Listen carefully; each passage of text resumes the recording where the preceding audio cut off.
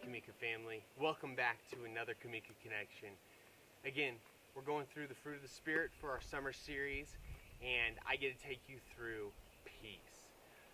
If you missed yesterday, I suggest going back, but a little quick bit about what we talked about was how anxiety takes away from peace, and my experience personally going through anxiety and being led through Scripture to find peace. And I'm going to take you through that Scripture.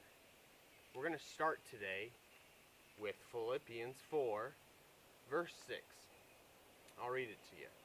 Do not be anxious about anything, but in everything by prayer and supplication with thanksgiving, let your requests be known to God.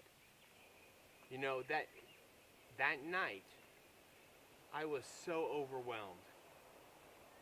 And this verse brought me a lot of peace, and it started with that. I realized that I haven't prayed about this. I put my anxiety and lack of peace first and didn't pray. And so I want to take you through prayer, because a lot of people are afraid to pray. A lot of people are intimidated by not being able to say the right words. Well, in the Sermon on the Mount, Jesus takes his disciples and a group of people through how it is to pray. And this is a roadmap.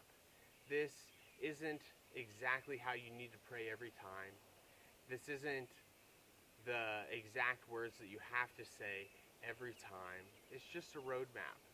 And remember that prayer is less about what you say and more about who you say it to and the relationship that's built on the prayer.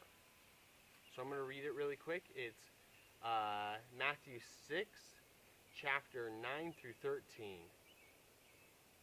Jesus says, "Pray then, our Father in heaven, hallowed be your name. Your kingdom come, your will be done on earth as it is in heaven.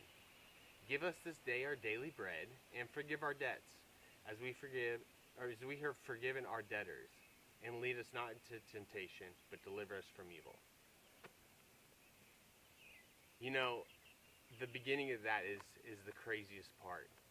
I mean, we've added in, hallowed be thy name, but really the Greek word there is Abba, and that means just father, daddy. It would have been the first thing that a young Greek baby said to his dad, Abba, Abba. And just like my young children, when one of the first words that they say, of course right after mama, is dada. And it's the simplicity of that. And we know that we are just this little peon down here on earth, and God is Yahweh, and that reverence should always be there. But God really just wants that relationship, and it starts with the bunnies behind me.